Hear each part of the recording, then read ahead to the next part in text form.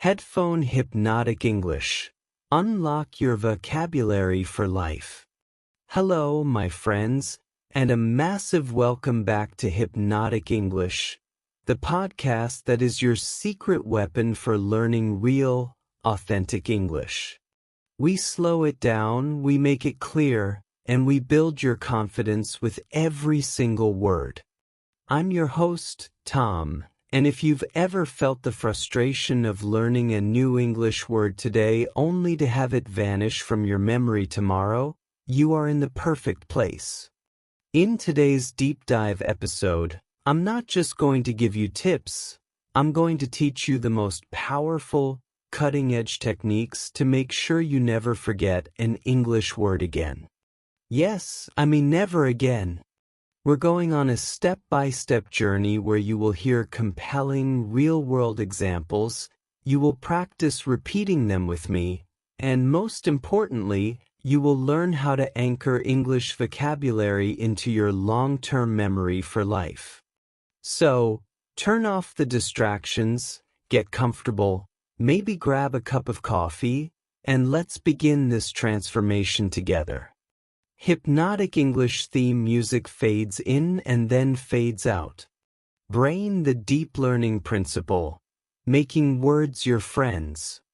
Alright, let's start with a foundational, simple truth that will change your learning approach instantly. If you find yourself forgetting words quickly, please understand this.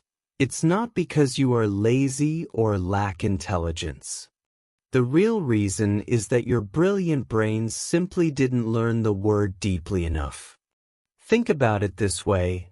Words you only see or read once are like complete strangers you pass on the street. They make no lasting impression, and you forget them fast. But the words you actually use, that you hear in context, that you see applied, and that you connect to your own life, those words become your friends.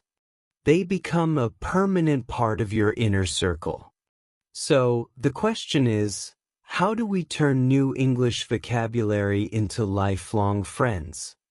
Here are my absolute favorite, most effective techniques. 1. Speaking head technique 1. Context is king, sentences that matter. Let's talk about the single most critical thing you must do when you encounter a new word. You must absolutely stop just learning the word alone. Don't just read the definition one time. Don't just write it down on a long, boring list. That approach is passive and yields very little result. The golden rule: you need to take that word and immediately embed it into a real, meaningful sentence. A sentence that resonates with you personally. You need to use it exactly the way native speakers use it in their everyday conversations. Make it feel like something that could genuinely come out of your mouth. Let me show you the power of this principle. Word example 1. Charge. This means to put electricity or power into your phone, laptop, or any electronic device. Now repeating charge, charge, charge. In isolation is useless. Instead, try this. Say it with me, clearly and with intention. I need to charge my phone. Simple, clear, and useful. Now make it more specific and real. I need to charge my phone before I leave the house for work. Suddenly, you have a time and a purpose. Even better, use it in the past tense to explain a problem. I couldn't call you because my phone wasn't fully charged. This connects the word to a strong, relatable emotion, a minor inconvenience. Now, use it as a polite request in a real-world setting. Excuse me, is there a place where I could possibly charge me phone here? This is natural living English. Word example 2. Delay. This is used when something happens later than was originally expected or scheduled. Say it with me, visualizing the scene. There was a delay at the airport. Imagine the waiting area. Use it to describe a typical problem. The train was delayed for an hour because of the heavy snow. A clear reason why. Use it to apologize personally. I'm so sorry for the delay. My meeting ran much later than I expected. This gives the word a human, emotional connection. Word example 3, borrow. Borrow means to take something from another person for a short period of time, with the clear intention of giving it back later. Practice a simple request. Can I borrow your pen for just a minute? Practical and immediate. Describe an action. I borrowed a fascinating book from the library last week. Connects the word to a positive memory. Use it to tell a slightly frustrating story. He borrowed my bicycle 3 weeks ago and hasn't returned it yet. Connects the word to a negative emotion, making it stick. The takeaway: your brain isn't interested in the isolated word borrow, but it will absolutely remember the mini story about asking for a pen, visiting the library, or the friend who took your bike. This is how you master vocabulary. 2. Framed picture technique 2. Visualize it, turning words into movies. Here is one of the most fun and effective ways to lock in vocabulary. Visualize it. Don't just say the word. You must see the word in your mind. Create a picture, a mental image, or a short, dramatic scene. Because your brain is a world-class image processor, not a text processor. Words plus images equal powerful, lasting memory. Think about it. You can probably recall a powerful photo from 5 years ago, but you might forget a sentence you heard just 5 minutes ago. That is the unbelievable power of your visual memory. Let's turn every new word into a short film in your head. Word example 4, messy. Messy means not clean, untidy, or poorly organized. Say the sentence with feeling. My desk is incredibly messy right now. Stop and visualize. Close your eyes for 3 seconds. Can you vividly picture your desk? See the stacks of papers, the empty coffee mugs, the tangled cables. Feel the frustration of the mess. Another example, the entire kitchen was absolutely messy after the birthday party. Stop and visualize. See the scene. Imagine the sticky counters, the dirty dishes piled high, and the balloons everywhere. When you create this strong, often humorous picture in your mind, the word stays longer. Word example 5. Climb. To climb means to move or go up, often using your hands and feet. Say it with me. I desperately want to climb that huge mountain someday. Stop and visualize. Imagine the mountain. See the path. Picture yourself in hiking boots and a backpack.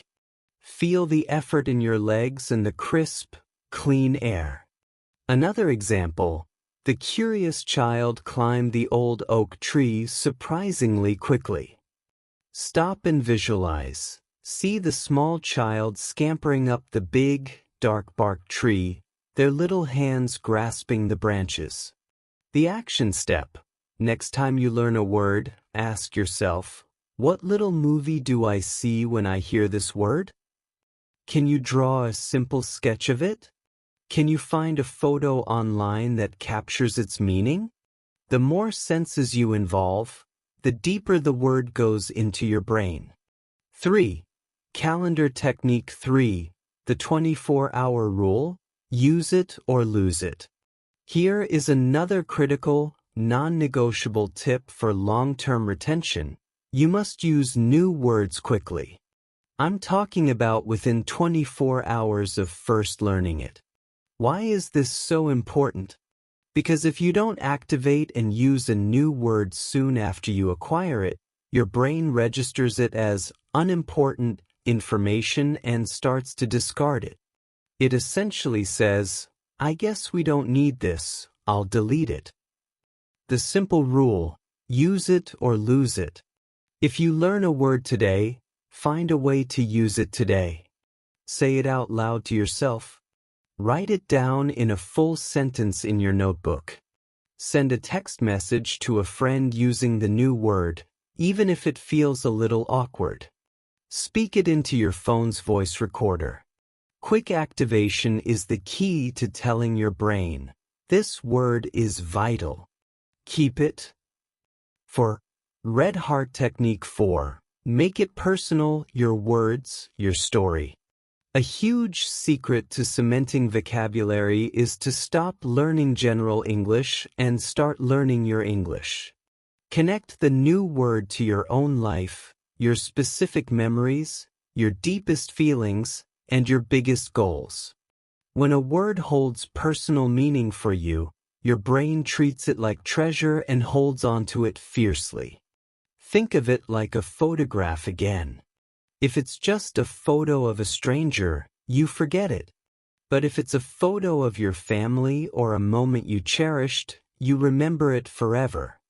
Let's make your vocabulary feel like family. Word example 6, nervous.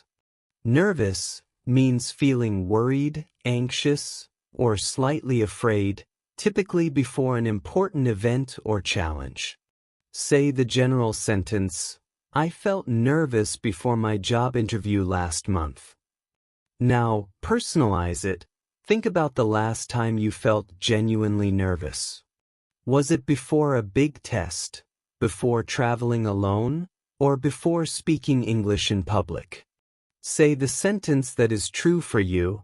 I always get nervous when I have to speak in English with new people.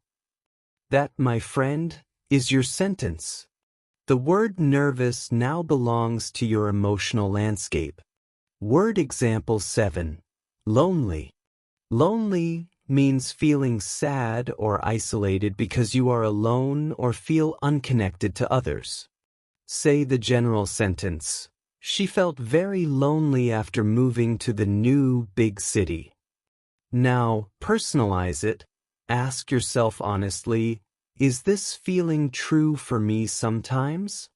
Say your personal truth. I sometimes feel lonely when I spend too many evenings at home alone. When you affirm that the word is real for you, your brain doesn't just memorize it, it understands it. The power of emotion. Words paired with strong emotions are exponentially more memorable. Use this method every single time. Make it about your life. Say what you feel. Imagine the moment. That's how you build true, durable English memory. 5. Puzzle Piece Technique 5. Group learning, words in a story.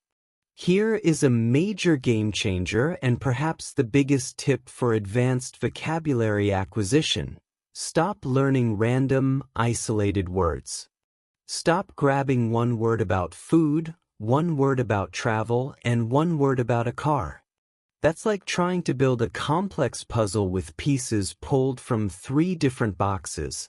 They won't fit together and the picture will remain incomplete. Instead, you must commit to learning words that are connected. Learn words that belong to the same topic, the same category, or, ideally, the same little story. Because your brain loves categories, and it thrives on meaningful narratives and groups. When words are linked, you remember the entire group better than you would remember any single word alone. Let's build a powerful connection right now, focusing on the simple theme of the weather. Group theme, the weather. Cloudy, the sky is full of clouds. Say it, It's cloudy today. I think we might see some rain soon. Breeze. A light, soft, and gentle wind. Say it. There is a nice, refreshing breeze coming from the ocean this morning. Storm. Heavy rain, strong wind, thunder, and sometimes lightning. Say it. The severe storm last night was incredibly loud and woke everyone up. Now you have learned 3 words, and they are all logically connected to one idea: the weather. The story integration. Let's connect them in a mini-narrative. It started out cloudy this morning, but soon a gentle breeze started blowing. Suddenly, the sky turned dark, the wind stopped, and the massive storm rolled in with deafening thunder. Boom! Now, those words are not alone. They are connected in your brain like friends holding hands, creating a memorable, logical sequence. The application. When you learn a new word, always ask yourself, can I put this with similar words? Can I make a very short story using all of them? Can I imagine a scene where all these words are present? You can create small stories for any topic, at the supermarket, booking a holiday, inside your office, or during a difficult negotiation. The strong reminder: words in isolation are forgettable. Words in stories, words together, are unforgettable. Sparkles your next step with Hypnotic English. And that brings us to the end of today's powerful episode. You didn't just passively listen today. You learned, you practiced, you imagined, and you built real, tangible connections in your memory. Remember the grand strategy. Learning English is not a test of memorization. It's an art of using, feeling, and living with the words every single day. Keep listening to our clear, slow pace. Keep repeating the sentences, and keep building your English success, one intentional step at a time. I'm Tom, and this is Hypnotic English. Until next time, keep listening, keep practicing, keep believing in your abilities, and please, take one of the words we learned today: charge, delay, borrow, messy, nervous, lonely, or climb, and use it in a conversation or a text message within the next hour. And one final thing. If you found this episode helpful, please show your support for the channel. Press that subscribe button now and join the growing community that is mastering English. We release a new deep learning episode every week. Subscribe to Hypnotic English and transform your mind. Bye for now.